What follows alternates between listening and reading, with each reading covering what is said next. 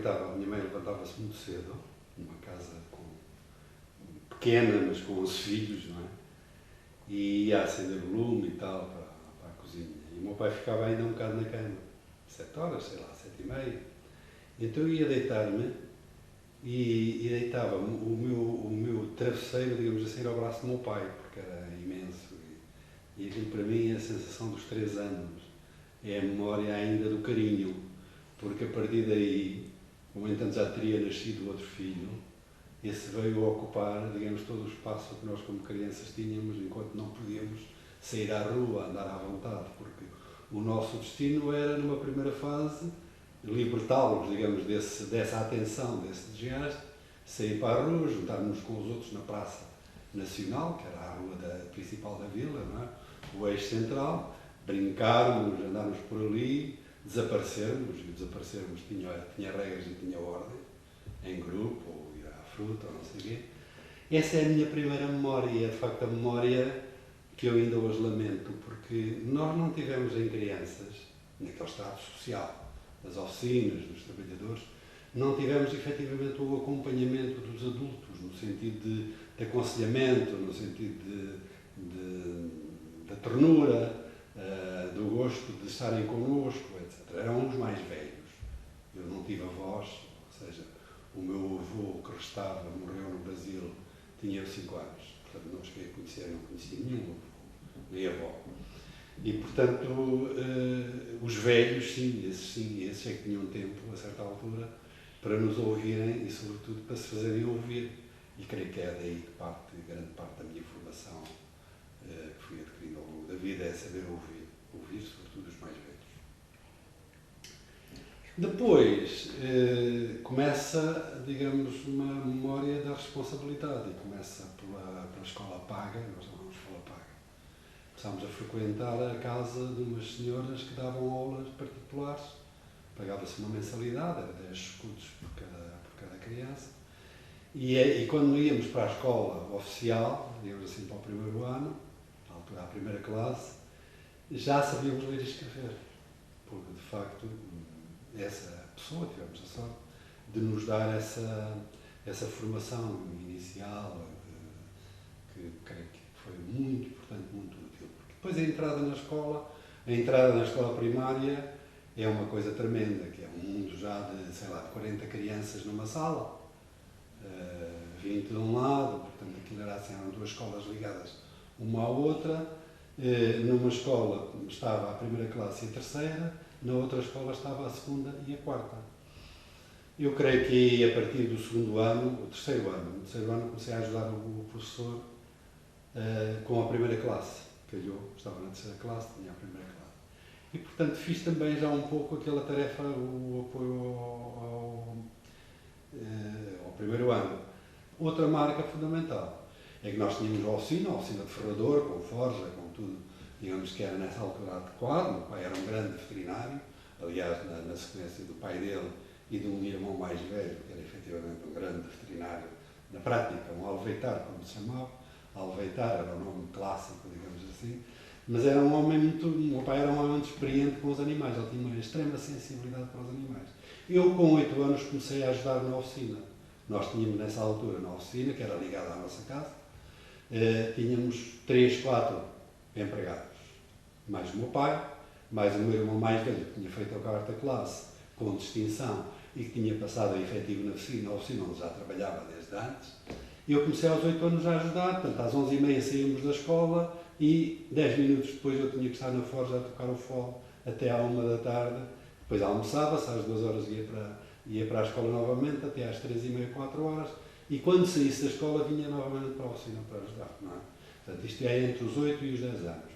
O que é que acontece quando fizemos a 4ª classe? Portanto, em 1952. Acontece que 4 de nós, das dezenas de crianças que foram ao exame da 4ª classe na vila, 4 de nós ficámos distintos. E foi uma grande alegria ver a distinção, aprovado com distinção. Um era filho de um camponês, outro era um filho de ferrador, que era eu, outro era filho de um alfaiate e outro era filho de um homem de uma nova profissão que entretanto surgira, que era eletricista de carro de automóveis. tinha vindo trabalhar do Porto, era oculto. Bom, nenhum de nós continuou os estudos, porque nós sabíamos que ia abrir um colégio, era uma segunda tentativa, talvez em 1950, um casal de professores tinha vindo, sei lá, do Porto, ou coisa que valha, alojou-se em Vila Flor e tentou formar um colégio particular. Só havia o Liceu de Maragança e havia um colégio em Moncorvo. Bom, eram as instituições que havia depois da quarta classe, era isso que havia. Bem, então tinha havido uma tentativa em 1950, de formar um colégio em Vila Flor, numas instalações alugadas, e esse casal realmente zunhou-se a trabalhar durante um ano e tal, mas aquilo falhou rotundamente e faliu por falta de crianças, porque os senhores que tinham dinheiro para mandar estudar os filhos, os mandavam para Bragança, para o Liceu, ou os mandariam para Moncorvo, mas creio que era raro, ou iam para o Porto, ou para o outro lado, estudar.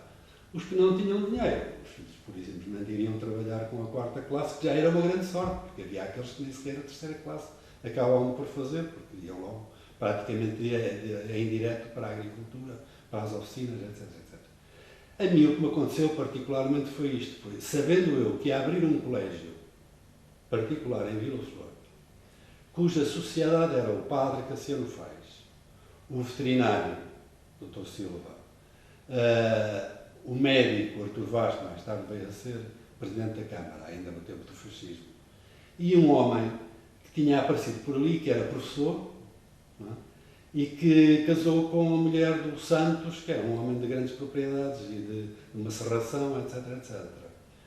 Esse homem, portanto, os 4 sócios formaram uma sociedade e formaram um colégio. Sabendo nós que o colégio ia abrir em outubro, eu fui para casa todo contente, com a distinção, e quando cheguei a casa a nossa mãe tinha a tradição de pôr a mesa e pôr os doces e um chá para comemorar, digamos, qualquer feito deste tipo. Eu não quis saber nem do chá nem dos doces e pedi ao meu pai, tinha vindo à oficina para festejar comigo, connosco, queria falar com ele. Pedi para irmos até ao quarto deles, que era o único sítio, nós estávamos na sala, em que poderíamos falar à vontade. E eu falei com ele, dizendo-lhe que tinha ficado distinto, coisa que ele já sabia, e que ia abrir um colégio lá na vila em outubro e, portanto, eu gostaria de continuar a estudar. E ele olhou para mim, lá do alto do seu 1,74 m, e para mim, que tinha 10 anos, não é? E disse, e quanto é que isso custa? E eu já sabia. Disse, custa 300 escudos por trimestre. E ele disse, esta frase lapidar, goza outro dia, estás de parabéns, amanhã entras como oficina, entras como efetivo ali na oficina. Pronto, para mim foi a noite que uma coisa terrível. O que é que aconteceu? Nenhum dos outros foi estudado, dos outros distintos, que eram efetivamente, digamos, porventura, os melhores alunos, não é? Que ficaram distintos. Um exame extremamente exigente e violento. Tivemos uma mãe que foi ela própria também figura fundamental da nossa memória e da nossa capacidade de imaginação. A nossa mãe nasceu em 1910, portanto era mais velha que o meu pai, 3 anos, e quando tinha 8 anos, a mãe, que era de uma família de lavadeiras da vila, portanto lavavam roupa das casas, eram elas as minhas lavadeiras, eram 3 irmãs. E a minha avó, que iria ser minha avó, um dia, dado que o marido tinha emigrado para o Brasil e começava a não escrever, a não dar notícias, o meu avô, esse meu avô era trabalhador da construção civil. E então, não dando notícias, um dia essa minha avó declara, só tinha aquela filha com 8 anos, e declara na patroa, na casa africana, na vila, que ia embora, ia para o Brasil, ia entregar a filha ao pai. Não queria que a filha ficasse sem pai. E vendeu qualquer coisa lá que teria e comprou as passagens, ou passagens só para ela, e levou a filha para o Brasil, para São Paulo. O meu avô viveria em São Paulo, das últimas notícias. Então, quando chegaram ao Largo de Santos, tiveram que ficar ali 3 dias, porque havia uma revolta qualquer, em 1918, havia qualquer problemas políticos no Brasil, e em Santos também, e portanto esperaram 3 dias até que o navio acostou. E quando acostou, elas foram para São Paulo. para a tal morada. E quando chegaram à tal morada, era uma casa de uma família de italianos. E ficaram espantados a olhar para ela e para a filha. Quando chegaram, era a mulher do fulano tal que estava ali a viver, provavelmente num quarto ou coisa que o valha. Mas não. É que o meu avô tinha uma relação com a filha mais velha dessa família de italianos. Portanto, a minha avó tinha esse pressentimento e, portanto, foi. Ora bem, o que é que aconteceu? Essa filha mais velha, nesse mesmo dia, fez uma mala e saiu de casa.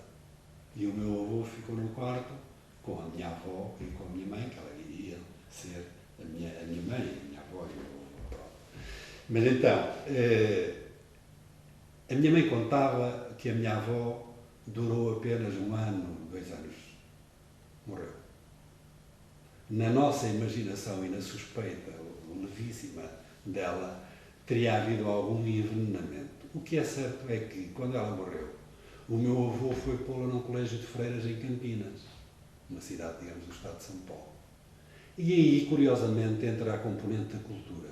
Porque essas freiras, que eram rígidas do ponto de vista do comportamento moral, elas não podiam, as miúdas, as alunas, não podiam ver o seu próprio corpo e, portanto, tomavam banho com bata, vestida, mas eram incentivadas a ler e a fazer música e a ter atividades também culturais. Bom, e é dessa aprendizagem que a nossa mãe mais tarde nos abre perspectivas, mas a minha mãe está há 2 anos naquele colégio, teve tempo suficiente para o meu avô reorganizar a vida. O meu avô ia lá visitá-la sempre aos domingos, a Campinas, ao colégio, e um dia apareceu e comunicou-lhe que daí a 8 dias, eu, viria acompanhado porque ele sentia-se muito só. E, portanto, ia reorganizar a vida dele, ia casar e queria que ela fosse viver com ele, obviamente. E claro que a minha mãe ficou contentíssima da vida de voltar para São Paulo e de ir viver com o pai. Só que no domingo seguinte, quem apareceu foi essa tal filha de italianos, a mais velha, que apareceu com chocolate, com prendas para ela, etc, etc. E a minha mãe reconheceu a rapariga que tinha saído de casa quando ela chegou com a mãe, àquela casa de italiano. Casaram mesmo, o meu avô casou com essa senhora, tiveram vários filhos, rapazes e raparigas.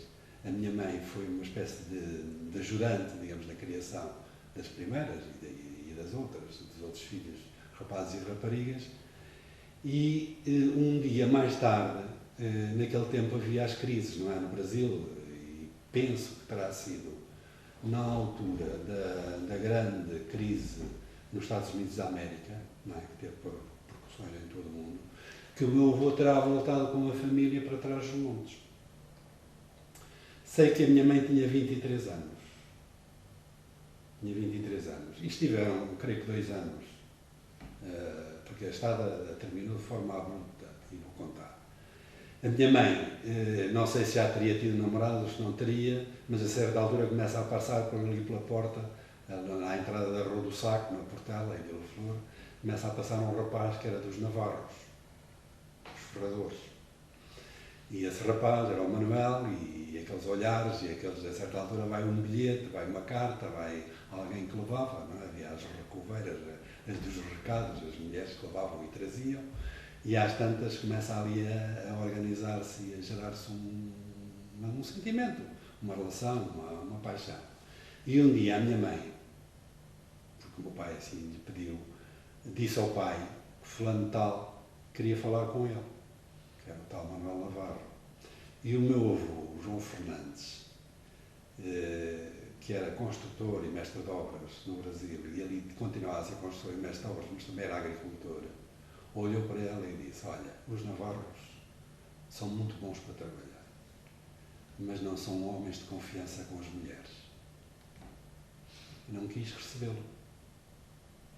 A minha mãe teve a coragem de organizar a vida dela e ter um encontro, ou 2, clandestinos, com o meu pai, nas traseiras da casa, no Ribeiro, que passava junto à Estrada Nacional, de madrugada. Era a primeira a levantar-se na casa, era ela que ia acender o lume, era ela que tratava das coisas, e, portanto, começou a levantar-se mais cedo, e a certa altura combinaram a fuga, e a minha mãe fugiu de casa para Freixo de Numão, portanto, do outro lado do Rio Douro, uma aldeia onde se tinha estabelecido o irmão mais velho deles, nascido de 7 irmãos. Então, o nosso tio Alexandre manda o homem do carro de praça, lá de Freixo de Numão, buscar o irmão e a namorada a Vila Flor. E, de facto, esse homem foi, encontrou-se na praça, creio eu, com o irmão, à 1 da manhã, coisa que o valha, não é? E vão os dois pela estrada abaixo, e chegam ao fundo da vila, junto à fonte romana, encostam ali à hora certa, e ela vem lá da casa das traseiras da Rua do Saco e vem ter à estrada, entra dentro do carro, o homem está à frente, o meu pai também, e ela vai atrás. Estão 3 dias em Freixo de Numão, fugidos.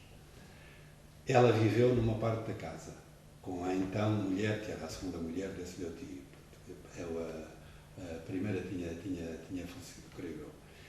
E o meu pai ficou da parte da frente nas instalações que eram ocupadas pelo irmão, também. Não dizia a nossa mãe, nosso pai obviamente não entrava nesses pormenores, mas dizia a nossa mãe que nunca se tocava. Não sei se terá sido assim. Sei que 13 dias depois, de madrugada também, regressaram à vila, já estava tudo organizado e o padre António casou-os na igreja às 7h30 da manhã e às 9 da manhã a minha mãe tomava o pequeno almoço, o café, digamos assim, nós chamávamos o café, na sala com os cunhados, com o pai que estava acamado já, o sogro, portanto, que já estava com um problema dramático e que iria morrer com 49 anos, portanto já estava entrevado, digamos assim, e a sogra, que era uma excelente modista, só sabia fazer roupas. Portanto, a minha mãe tratou da cozinha, passou a tratar da cozinha.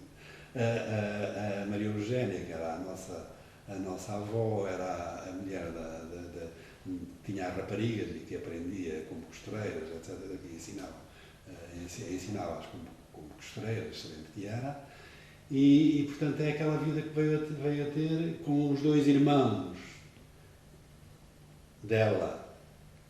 Quando souberam do regresso e do casamento, vieram apedrejar a casa, não é?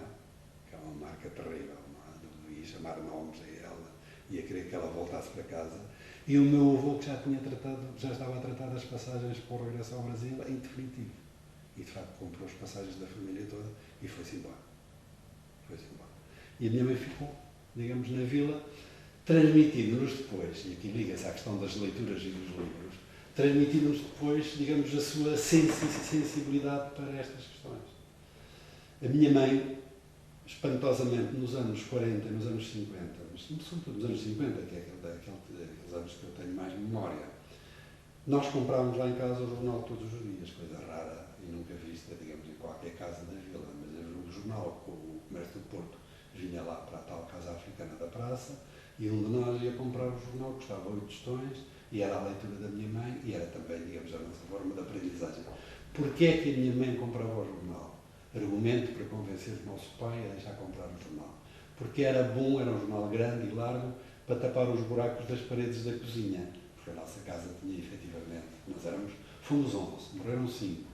E, portanto, tudo ali era muito, digamos, contado, dinheiro, enfim, as condições de vida, do ponto de vista da alimentação, eram boas, pode dizer-se, mas do ponto de vista das acomodações, de uma casa que tem uma sala, 2 quartos em cima, e depois tem uns baixos, que são baixos para meter ferragens, para meter algumas batatas, ou coisa assim, onde havia 2 camas plantadas, porque a gente tinha que lá dormir, porque éramos muitos, não é?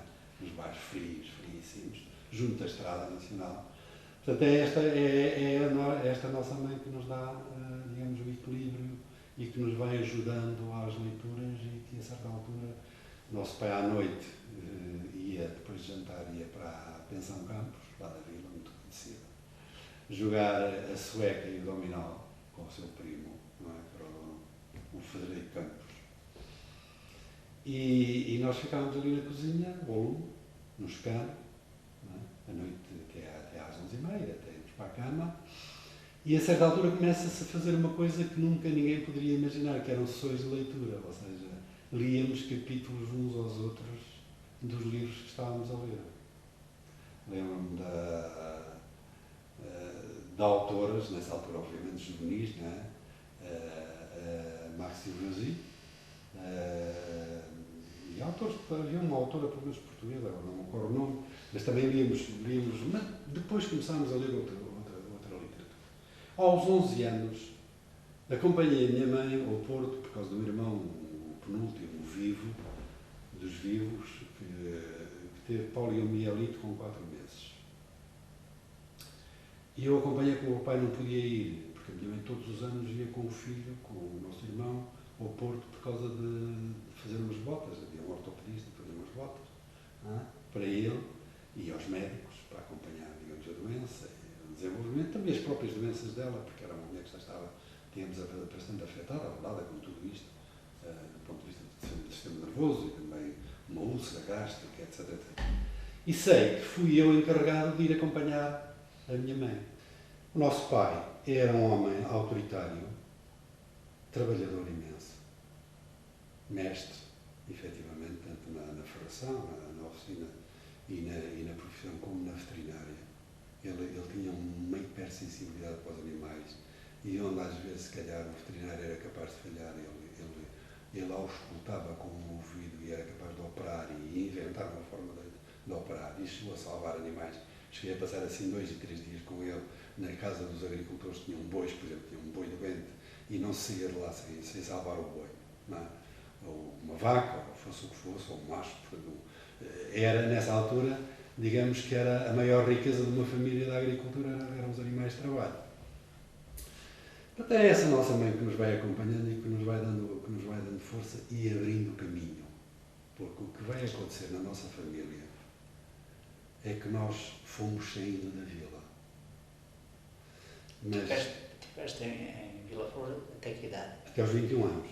Mas lembro-me perfeitamente da primeira marca do ponto de vista social e político, assim, marca maior, para além da existência na vila de um homem que era o José Regalo e que era um solicitador, que tinha o seu escritório junto da Câmara Municipal, mas a quem ninguém falava, a não ser para lhe encomendar serviço, porque era um homem da oposição, era um homem com várias prisões.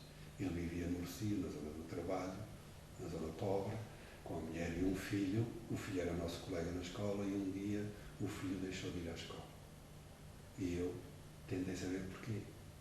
E foi-me explicado que o pai tinha sido preso por uma brigada da PIDE, de madrugada. Quando se aproximavam as eleições, era certo e sabido que eles iam lá buscá-lo e tinham no Porto, portanto, 4, 5, 6 meses, às vezes torturado, etc. E era um homem que eu, com 15 anos, comecei a ler o jornal A República. E quando foi da campanha do delegado, a certa altura a Câmara Municipal de Lisboa pôs no Largo na Câmara Municipal de Vila Flor pôs no Largo da Vila caminhonetas e autocarros à disposição da população para irmos a Mirandela à inauguração de qualquer coisa pelo então Ministro do Interior, o trio de Negreiros, que era da Abreiro. Bom, eu tinha 15, 16 anos, havia um amigo meu também um pouco mais velho, e resolvemos ir a Mirandela, aproveitar a boleia para ir a Mirandela. Pronto. Então, quando chegámos a Mirandela, fomos naquelas caminhonetas. Quando descemos da caminhoneta, iríamos, obviamente, para a tal manifestação de apoio ao regime, ao Estado Novo, inauguração, fosse do que fosse, com a presença do Ministro. Mas, na realidade, de repente eu vi na estrada uma coisa escrita que nunca mais me sai da cabeça, que é Viva Humberto Delgado, pintado, uma frase pintada a toda a largura da estrada. E logo os grupos de jovens e menos jovens começaram a rodear-nos à saída dos autocarros e a sussurrar Viva Humberto Delgado, Viva Humberto, e a tentar encaminhar-nos não para a tal manifestação de apoio ao Estado Novo, mas para uma situação que mais tarde resultou até em grande parafunda e tiros, porque era no verão, junho, julho, e havia imensos ceifeiros naquela Mirandela. Toda aquela parte do rio estava cheia de gente das ceifas, que já vinham do sul, tinham ceifavam em Mirandela, ainda iam ceifar até Macedo, e depois iriam até à Galiza, porque faziam aquele caminho todo, digamos, ceifas por ali acima. E realmente aconteceu uma coisa que foi, para além desta revolta que já estava instalada, Mirandela era outra coisa, não é? Tinha tido uma célula do PCP nos anos 30, e portanto havia por lá gente, tinha formação política e havia os caminhos de ferro, havia os ferroviários e havia a CUF, não é? Havia uma fábrica e portanto havia gente com consciência social e política E essa tarde para mim ficou a marcar-me. Portanto, foi assim que dessa gente nova que nos rodeou, deram-nos papéis e nós levámos para a Vila Flor e andámos a distribuir durante a noite lá debaixo das portas a apelar ao voto da delegada, etc.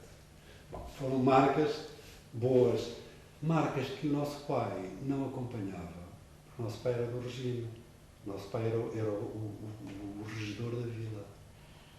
Era o regedor da vila. E, portanto, era um homem que trabalhava muito e quando chegava vinha o secretário de Estado, ou vinha o guarda civil, ou vinha fosse o que fosse, dizia lá para casa, mulher, traz um chapéu. Eu punha o chapéu na cabeça, vestia o casaco e ia lá à recepção, digamos assim, da chegada do fulano tal, na Câmara, fosse na Casa do Povo. Mais nada. Aquele homem, ele recusou-se a ser da Legião, nos anos 30.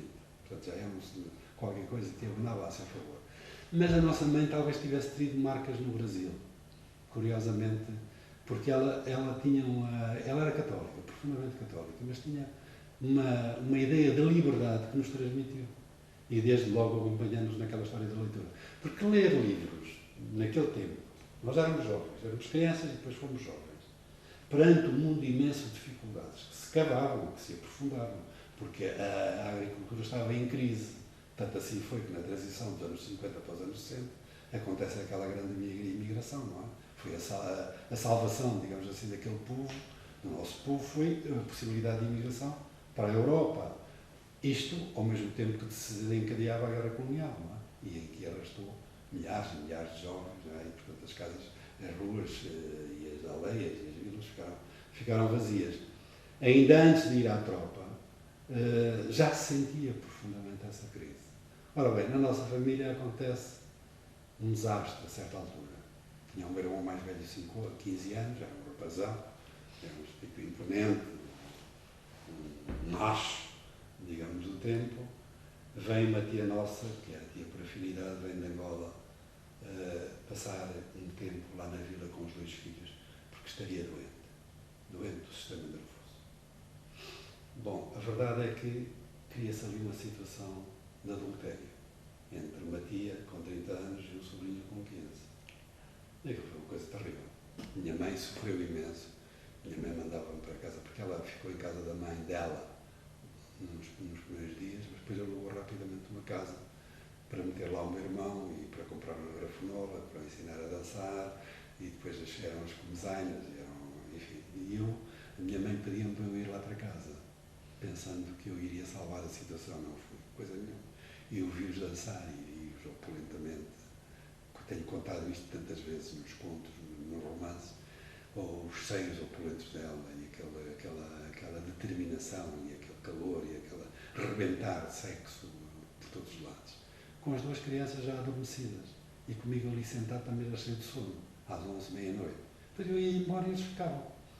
Eu acho que foi nessa altura que nós demos um salto irreversível para uma situação social diferente, que é da gente que, trabalhando, mas um de nós tinha cometido um crime, tinha havido um adultério e aquilo naquele tempo era, digamos, uma coisa que marcava profundamente a família. E a partir daí as coisas nunca mais foram boas. E o meu irmão, com uns meses depois, exigiu ir para o Brasil. A minha mãe, como tinha lá irmãos e irmãs, do tal outro casamento, e havia ainda a sua madrasta, digamos assim, aliás, muito afetuosa sempre com ela, nas cartas, achou que era um bom caminho. Porquê? Porque ela tinha sempre insistido com o meu pai para irem todos para o Brasil, para o pé do pai dela, antes dele morrer. O sonho da minha mãe era, efetivamente, levar-nos para o Brasil. O nosso avô tinha sido construtor, digamos assim, mestre de obras no monumento do Ipiranga. E tinha excelentes relações lá e tinha estado ligado à construção do Palácio do Governador no Rio de Janeiro. Então, era um mundo conceituado. E havia perspectiva, digamos, da gente poder ir. E ele tinha, apesar da fuga da filha de casa, tinha encarregado o meu pai e a minha mãe, que nos deixaram com documentos suficientes para tratarem de uma dívida de alguém, naquela altura, estamos a falar de 1937, 38, de uma dívida de 90 contos. E o meu pai foi o representante do sogro, não é? E ganharam essa ação no Porto, da relação, 90 contos, foi quanto o meu pai recebeu dessa ação. Nessa altura, 90 contos, 40, 1939, 40, quando está acabada a ação, era mais que suficiente para ir para o Brasil e para estabelecer vida, etc, etc. Havia um compadre do meu pai, que já era padrinho do primeiro filho, que lhe dizia, Manuel, era um médico, o Dr. Monteiro, que lhe dizia, Manuel, pega nos teus filhos e na tua mulher e vai para o Brasil, vai-te embora, que isto aqui não tem caminho, não vai a lado nenhum. Mas o meu pai nunca quis ir. O meu pai sempre muito apegado à oficina, muito apegado aos clientes. Nunca quis ir, mas de qualquer modo desarmava a minha mãe da seguinte maneira, vá lá, mulher, pede lá o orçamento da viagem, de barco, não é? E a minha mãe escrevia para a agência Abreu, para o Porto, a pedir o orçamento dela, do marido, do filho, da filha, e assim sucessivamente. Ora, quanto mais crescia a família, mais cara se transformava a viagem. Então o meu pai dizia, estás a ver, mulher, não temos dinheiro para ir para o Brasil. Naquela altura dos 90 contos, ele fez questão de lhe enviar os 90 contos na totalidade, ao soldo. Não ficou com dinheiro nem com tostão.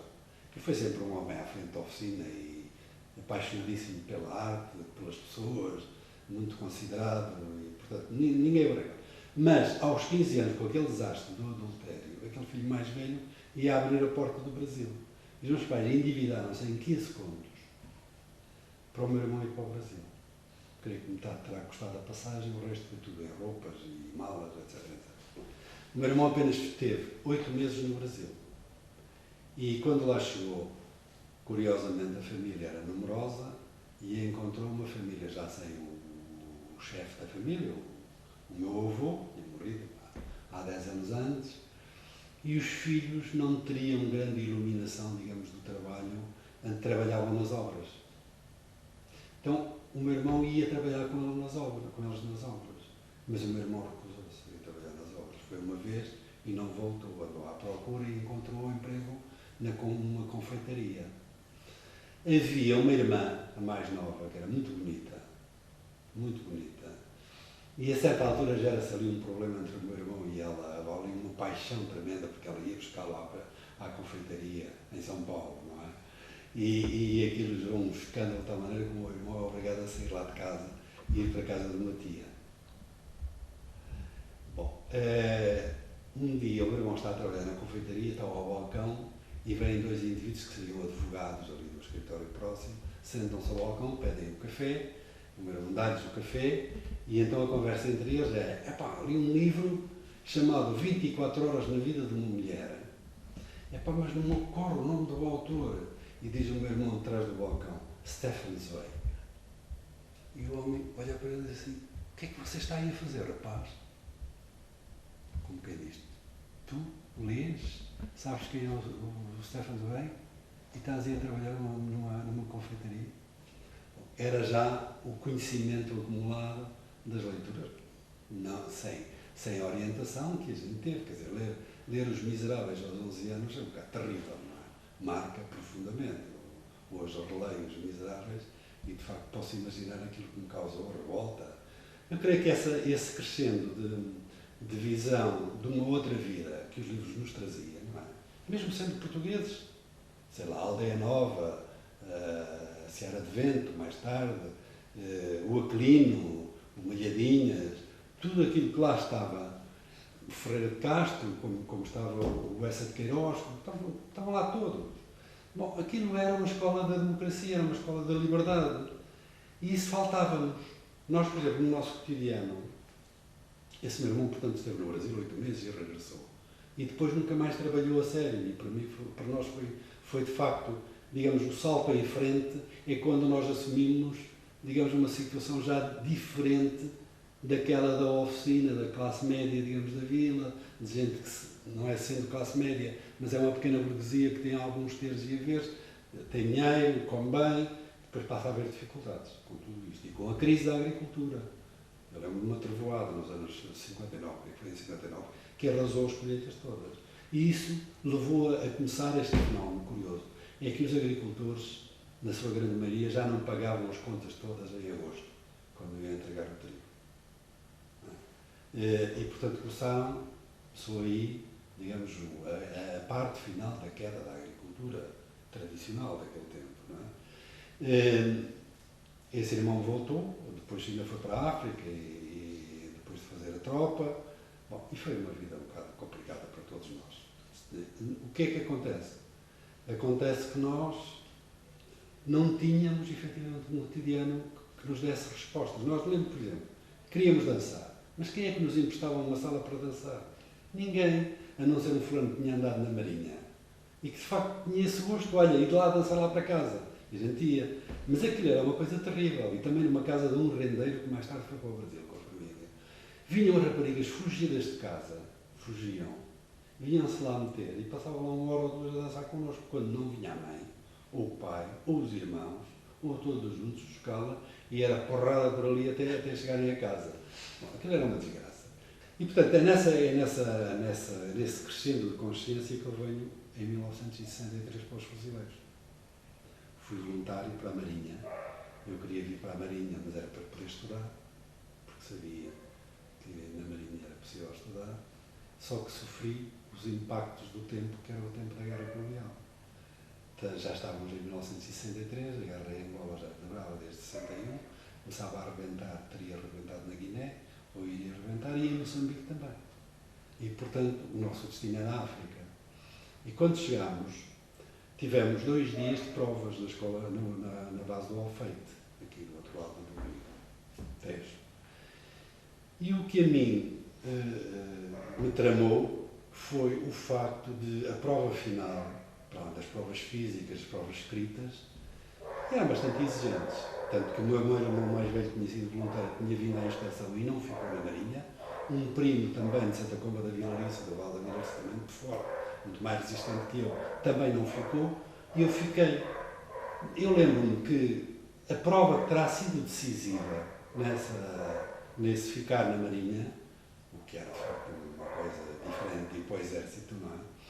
Foi meterem-nos numa sala às escuras e termos de adivinhar 4 posições diferentes do relógio que estava colocado na parede. Um relógio relativamente grande, colocado ao fundo na parede. E eu acertei nas 4 posições do relógio. Tinha de facto uma visão de altura não muito boa, e continuo a ter, dadas as dificuldades dos anos, mas acertei. E penso que foi isso que me levou para os Fuzileiros. Porque para ir para a classe dos Fuzileiros era fundamental a visão noturna, não é? Pronto, e foi isso que levou para uma desgraçada, uma especialidade que não dava para estudar. É evidente que sim, que se estudava, mas estudava-se numa perspectiva de guerra e não na perspectiva da aprendizagem da eletricidade ou da telegrafia ou tudo aquilo que seria importante para detonar em mim condições de poder pegar os livros e escrever-me numa escola, ir à noite, como tantos outros marinheiros faziam, ir à noite estudar para escolas que estavam abertas em Lisboa ou na Cova da Piedade ou noutros sítios onde as pessoas podiam estudar e preparar-se para fazer o 2º ano, coisa que eu ainda tentei depois em África, fazer o 5º ano, etc. Mudar de vida, não é? Pronto, fui para os Fuzileiros. O que é que aconteceu nos Fuzileiros? Ainda estávamos na recruta, chegou o primeiro destacamento de Fuzileiros Especiais que foi para Angola logo em 61, quando a guerra arrebentou. E eram homens realmente também constituídos, escolhidos a dedo, muito bem formados. Quando eles desfilavam, a gente ficava apavorada, porque aquilo era um garbo nazi, não é? O desfile. Mas o maior gozo deles era levarem-nos à camarata, à coberta, como se diz na Marinha, para nos mostrarem os frascos com álcool onde estavam os dedos e as orelhas dos troféus que tinham trazido da guerra, os homens que tinham assassinado. Isso detonou em mim uma revolta muito grande, ainda maior, contra a guerra. Eu tinha uma ideia de paz, mas a partir daí eu comecei a falar contra a guerra. E há um dia em que um marinheiro artilheiro, que tratava lá da Escola de Fuzileiros, em Valdezebro, tem, lá nos subterrâneos, ainda hoje, muito armamento, muitos mísseis e se calhar, muita coisa importantíssima para peças e também projéteis e tal. Um homem da artilharia, tal dos estudos, não é? Chamou-me à parte na coberta e disse-me: "Oh, Navarro, você não fala assim da guerra. Porque se você falar assim da guerra, você vai ter problemas." Isto seria, portanto, ainda na recruta, maio, talvez. Sei de uma carta que em outubro o comandante da Escola de Fuzileiros mandou para a Câmara Municipal de Vila Flor pedindo informações políticas de mim, sobre mim. E o secretário da Câmara chamou o meu pai e disse: Manuel, está aqui uma carta lá do comandante da escola onde o teu filho está a pedir informações políticas, eu não sei nada. Sei que ele vinha aqui, sei que lia livros, sei que trabalhou muito, era trabalhador. Olha, e o meu pai disse: eu não sei nada, senhor, não sei nada disso. Disse: olha, vou fazer uma minuta para o Sr. Presidente da Câmara assinar a dizer que é filho de boa gente, é bom rapaz. E até o pai é regedor, portanto é um homem do Estado Novo. E foi assim, está na Torre do Tombo, estão as duas cartas na Torre do Tombo, a resposta do Presidente da Câmara também, a dizer exatamente isso. Mas na realidade eu fui incluído numa companhia para Moçambique, 2 anos depois, em 2005. Não, em 1965. E eu estranhei, porque havia voluntários naquele tempo. Havia muito voluntário para ir à guerra fazer uma campanha, uma comissão, como se dizia. Porquê? Porque o ordenado triplicava. O que nós ganhávamos, por exemplo, eu ganhava como primeiro grumete, nessa altura, 400 escudos. Era o meu salário, o meu pré. Íamos para a África a ganhar 1.200 escudos. E, portanto, dava para poupar dinheiro, não é? Como se comia e dormia, poupava-se dinheiro, até se podia deixar metade do salário cá à família, não é? Para eles guardarem, ou para gastarem, como foi o meu caso. Mas dava para depois tirar a carta, mudar de vida, de comprar mudar o sinal de um caminhão. Foi assim que muitos mudaram de vida, vindos de todo o lado do país e que foram fazer as comissões da África. Eu não queria ir, porque não queria ir para a guerra. E então disse ao meu comandante, ainda na base do Alfeio: comandante, não me leve, eu não estou de acordo com a guerra. Fui sincero com ele. Era um homem, de certo modo, liberal. Não estou de acordo com a guerra, não me leve. Há tantos voluntários para ir, levo outro. Mas ele levou-me. E então o que é que aconteceu? Aconteceu que em África, a certa altura, ele dizia-me: não, agora a gente vai lá para Lourenço Marques, pá. Aquilo é só guardarmos o comando naval e os navios e a base lá dos telegrafistas, portanto não há problemas, não vamos ter guerra. Bem, nós fomos em março, abril de 65, antes do Natal já estávamos no norte de Moçambique. E, portanto, aí começou a minha guerra contra a guerra. E isso marcou-me profundamente, porque eu resolvi, a certa altura, dei uma queda. E depois, a partir daí, eu, digamos, segui um percurso de exigência de tratamento que não fui tratado, não é? Tive vários meses sem uma radiografia, sem coisa nenhuma, e andei para cá e para lá mais tarde, e nesse mesmo ano de 66, a história começou em março, no Cóboa, no Lago Miasa, e em dezembro eu sou evacuado para Lisboa. Ora bem, eu tinha começado a escrever com 11 anos. 10, 11 anos comecei a escrever poemas. Aos 15, 16 anos escrevia contos, mas não dizia que escrevia contos, não dizia nada a ninguém, tinha os cadernos escritos. O nosso irmão mais velho, aqui a certa altura, começou mesmo a escrever contos, foi o primeiro, digamos assim, e mandou-me um conto para um concurso do século ilustrado, davam 100 escudos de publicação. Só que o conto não foi premiado e não foi publicado. Mas pronto, tinha aquela aspiração. Ora nós, naquela situação de ferradores, querermos ser escritores, se calhar era qualquer coisa muito complicado, não é? Era andar para a frente 50 anos. Bom, mas eu em África encontrei em Lourenço Marques, acabei por ir para a África, e enquanto estive em Lourenço Marques, conheci um homem chamado Mário Barradas que fazia teatro. Era o diretor de uma coisa chamada Teatro Amador de Lourenço Marques, o tal. Conheci gente dos jornais, conheci o Guilherme de Melo, conheci o Roberto Carneiro, que era um jovem extraordinário, jornalista extraordinário, e conheci gente nova que fazia poesia e fazia teatro, e resolvemos, a certa altura, fazer um jornal chamado Tribuna de Jovens. Fomos apoiados por Notícias de Lourenço Marques e pelo Guilherme de Melo a fazer esse jornal. Teve 5 números. Foi onde eu publiquei o primeiro texto na minha vida, que era um texto sobre uma figura que eu admirava muito, que era o Albert Schweitzer. Bom, e era um texto humano, digamos, um texto idealista, sobre o papel que o ser humano pode fazer na sociedade, não é? Pode ter, se voltar para o bem. Fazia muita poesia.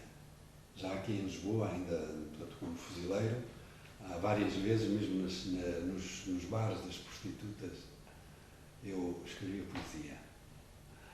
E há um livro que ainda não publiquei, foi um primeiro romance, digamos, grande, que escrevi em África, em Metangula, que se chama A Capital do Império, onde aparece alguém que se relaciona com outros num bar, Viana, naquela altura de prostituição, e era gente que sabia da literatura. Portanto, eu levo os primeiros sinais da cultura e o sinal do relacionamento cultural. E depois em Lourenço Marques cresce essa relação e esse desenvolvimento. Eu cheguei a ensaiar numa peça de Molière para fazer teatro, só que entretanto fomos todos para o norte e pronto, eu continuei a mandar as minhas coisas para os amigos em Lourenço Marques. E quando voltei trazia de facto, tinha escrito A Morte no Tejo, o primeiro romance policial que faz a mudança nos anos 82, é publicado com o meu pseudónimo, o Artur Cortês. Ninguém sabia quem era o autor.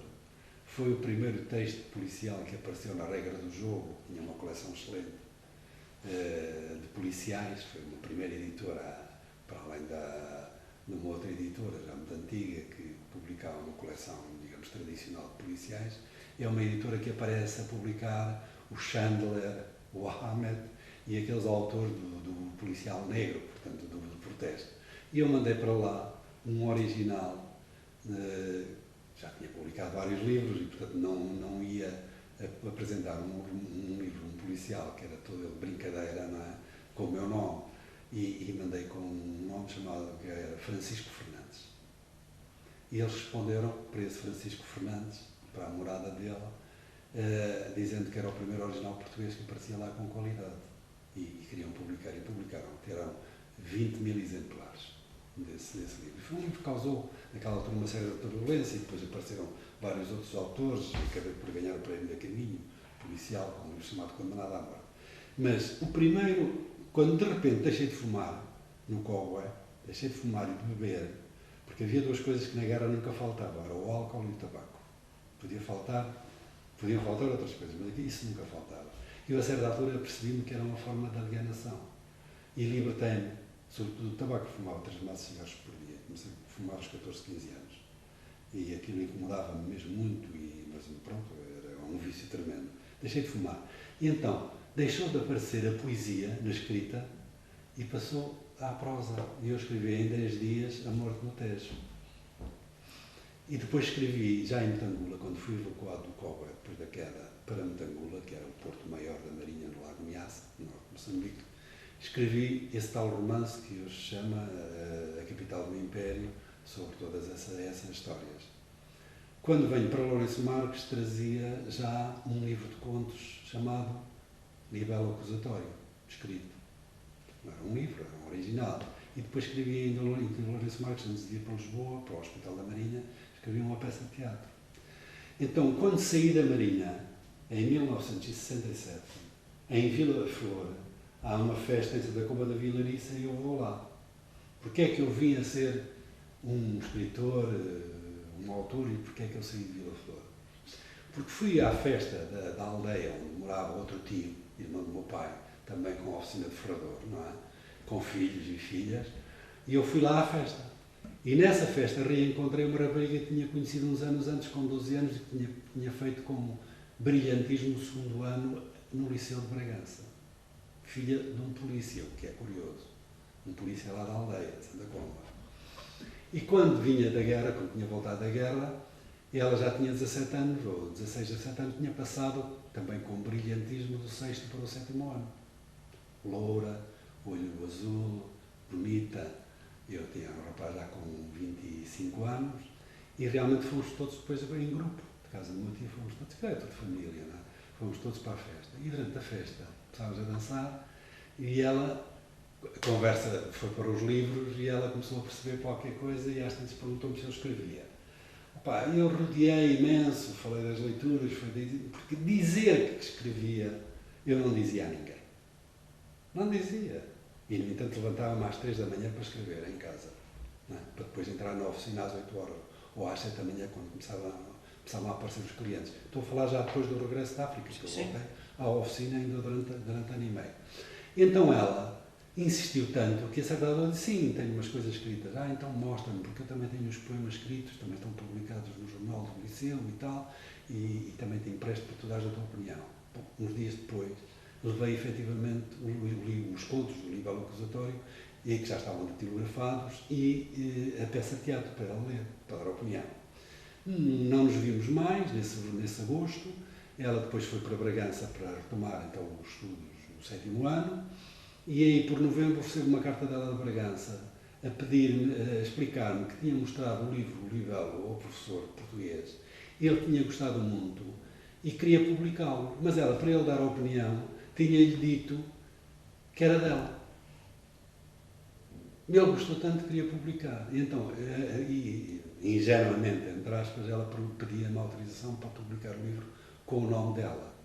E eu disse-lhe que não, eu disse-lhe que já tinha vindo a Lisboa 2 ou 3 vezes, tinha estado com editores, tinha deixado esse livro numa editora e que, em princípio, essa editora iria publicar. Então ela responde, diz, está bem, então pronto, eu guardo isto e um dia, mais tarde, para o ano, a gente encontra-se, eu devolvo-te, quando a gente se encontrar, eu devolvo-te os teus trabalhos e tu devolves-me os teus.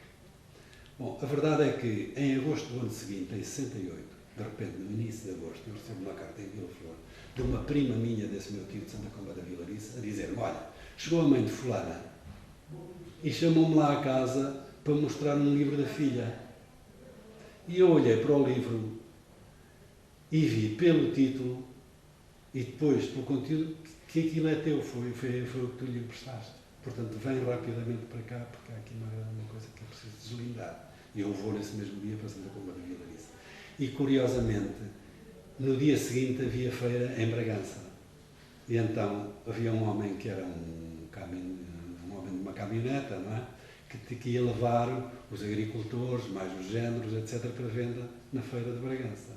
E aí fui eu com ele na cabina, o homem deu-me boleia e levou-me para Bragança. E quando chego às 9 da manhã à Praça da Sé, em Bragança, de repente eu olho para uma papelaria, livraria, e havia uma montra cheia só com o livro Livelo Acusatório, segunda edição. Eu disse, bem, eu levava a cópia do original dos contos, porque me apercebi, de facto, depois em Santa Comba, que havia ali qualquer coisa complicada, era conversa lá com essa minha prima, porque ela me disse que era o livro. E então entrei, estava o Sr. Silva, o dono da papelaria, estava aí atendendo, veio atender-me e eu disse, queria ver aquele livro que está na montra. E ele foi buscar um exemplar e trouxe a segunda edição, livro acusatório, fulana de tal, o nome dela. E eu abri e comecei a cotejar com o meu livro, não é? E à parte da introdução, que era do tal professor, excelente professor, um homem até que tinha sido perseguido e com problemas, à parte todo o resto era exatamente o meu livro, o livro acusatório. E eu disse, é capaz de ser bom, mas é meu, disse o livreiro. Porque ele, quando chegou com o livro, disse, é muito bom, é da nossa François Sagan. E depois eu de ver, disse, pode ser bom, mas é meu. E mostrei. E contei-lhe o que é que se tinha passado, que tinha emprestado a ela. E ele disse, razão tinha o reitor do liceu e o gerente da Caixa que diziam que ela não tinha experiência de vida para escrever este livro. O homem que lhe a alma aos pés e só me pediu uma coisa. Eu só tenho 26 exemplares desta segunda edição. Tem-se vendido muito bem, é um grande sucesso, de facto. Mas eu vou-lhe pedir uma coisa, vá falar com o professor. E deu-me uma morada. E eu, quando saí da livraria Papelaria, caminhei até à estação, fui para cima, para a estação dos Caminhos de Ferro, e a casa dele ficava ali para as traseiras de uma rua, e fui lá bater à porta. Só quando saí na praça ainda da Sé, quando virei à direita para subir lá para cima para a estação, do lado oposto, descia essa rapariga com uma irmãzita nova, de 2, 3 anos, pela mão. Ela ficou vermelha, vermelhíssima, foi uma coisa horrível. Mas foi incapaz de me falar. Eu achei que aquilo era um insulto, ela não me ter falado. Virou a cara para o outro lado e seguiu em frente, desceu para a praça e seguiu. E eu fiquei muito magoado. Então fui bater à porta do professor. E quando bati à porta veio uma senhora, que era governante, empregada, e eu disse-lhe o que é que se passava. Disse que queria falar com o professor. E então às tantas veio o professor e abriu uma porta e levou-me para a sala. E quando eu comecei a contar o que se tinha passado, o homem começou a chorar. Era um homem entre os 55 e 60 anos. Um homem de uma grande dignidade, que foi um grande amigo meu, que ainda chegou a apresentar um livro meu, A Morte no Douro, lá em Bragança, exatamente nessa papelaria e livraria, que já se chamava Rosa de Ouro. E foi uma grande figura, era um grande amigo, era um homem, digamos assim, de uma certa oposição ao Salazar e tinha tido problemas, até tinha tido, às tantas foi ensinar para Vila Real, ao longo da vida de professor. Bom, acontece que eu vim de Bragança com 26 exemplares do livro acusatório e cheguei a Vila Flor. Eu já nem quis voltar à aldeia, nem voltei na cabineta. Informei uma senhora que estava lá a vender os géneros lá dela, os melões, ou fosse o que fosse, que eu não iria, para dizer ao senhor lá da cabineta, fui para Vila Flor, mas eu ia profundamente magoado com aquilo. Fui de comboio ainda, aquela história no tempo, ainda funcionava o comboio. E cheguei ao Caixão, apanhei a caminhoneta para Vila Flor, e quando cheguei a casa tinha 26 exemplares de um livro que estava assinado por outra. E andando eu, digamos, a caminho de Lisboa, tendo já conhecido numa dessas vindas a Lisboa, portanto em 68, aí por abril, maio, eu vim a Lisboa e, para além de me encontrar com um editor que estava interessado em publicar o livro acusatório, que era o Henrique Barrilar Ruas, de uma editora que era a editorial Aster, era um homem monárquico, mas era um democrata, era uma grande figura, um grande amigo que eu tive. Fui bater à porta dos Estúdios Cor. E quem era o diretor literário dos Estúdios Cor? O José Saramago. Foi quando eu conheci. Eu esperei um bocado. Ele veio lá dentro do seu gabinete acompanhar uma senhora que era romancista, estava casada com um grande poeta, e que vinha a chorar. E quando ele despediu-se dela, ela saiu. Era uma mulher já dos seus 40 e tantos anos naquela altura. E vira-se para mim e ele diz: estas romancistas apaixonam-se e depois nós é que temos que os aturar. Choram e nunca mais se calam. Venha lá para dentro. Eu fui. E então entreguei-lhe o original desse romance que escrevi, que vai um dia sair. Nunca o larguei da mão, nunca o deixei sair, e que se chama A Capital do Império. E pronto, como tinha tido essa relação com o Saramago, mandei-lhe um exemplar do livro. Olha, aconteceu isto assim, tome lá. Recebo daí 2 ou 3 dias uma carta do Saramago, a dizer: criavo, você está aí a fazer o quê? Então, essa rapariga e tal, venha cá, tem que vir cá para baixo. Já falei com o Norberto Lopes e com o Mário Neves, que era o diretor e subdiretor da Capital. Vamos-lhes fazer uma entrevista. Vamos-lhe mandar umas perguntas, você responde sobre o que é que faz, sobre os seus livros, etc. Bom, tive direito à primeira página da Capital a 4 de setembro de 1968. E assim nasceu o escritor. Que escândalo literário, roubo de um livro em Bragança, não sei quê, páginas centrais, com a entrevista e com a transcrição de 1 ou 2 dos textos do livro acusatório. Bom, nessa altura, há um homem que é administrador de uma agência de publicidade, CSNCK, que é hoje a Publicis, ligado aos americanos, a NCK, portanto, potentado, era a maior empresa de publicidade naquele tempo. O homem compra a Capital e chega à agência, chamou Eurico da Costa, poeta, surrealista, que era diretor para a área criativa, administrador para a área criativa, e diz: quero este homem aqui a trabalhar na agência. E então Eurico da Costa entra em contato com o Saramago e lá vem um convite para eu ir trabalhar para a agência, fazer um estágio de 6 meses como copywriter. Já tinha tido da parte do Henrique Barrilar Ruas um convite através de um amigo dele que era engenheiro nos Adubos de Portugal, e tinham-me mandado os papéis para eu vir trabalhar na Adubos de Portugal, na fábrica, como servente de limpeza. E eu estava francamente interessado em sair dali e vir para baixo para publicar o Libelo lá na Aster e, portanto, seguir a minha vida. Agora, o que eu teria sido era um operário aqui da zona de Sacavém, a viver alguns num quarto, e depois tive uma oferta, de facto, de vir fazer um estágio numa agência de publicidade a ganhar, naquela altura, em 1968, a partir de 20 de outubro, 5 contos, 5 mil escudos. Ganhava o juiz da vila 3 mil, como funcionário público mais remunerado. Bom, realmente foi terrível, porque o meu pai perdeu o filho, que era o sustentáculo da oficina. O meu pai não gostou nada da ideia, não ficou nada satisfeito por eu ter publicado, por eu ter um livro, por eu ter digamos, uma perspectiva de vida assim. E à última hora, meia hora antes do autocarro sair da vila, depois de eu comprar a mala, alguma roupa para ir para Lisboa, eles mandaram 3 contos da agência, adiantaram 3 contos para ir para Lisboa. Tinha nessa altura 26 anos, em 1968. E mandaram 3 contos que eu pagaria, depois seria descontado mês a mês dos 6 meses do estágio. E o meu pai, à última hora, meia hora antes da caminhonete a sair, já tinha ali a mala pronta para ir para a praça, o autocarro saía ao meio-dia, já naquela altura já fazia a viagem mais rápida, apanhar o comboio das 2h20, creio que no Tua. O meu pai faz uma proposta de meias na oficina. Quer dizer, pela primeira vez, aquele homem fez-me uma proposta de eu ficar na oficina, mas a minha mãe foi muito clara e frontal, disse, não, vai-te embora, que isto não era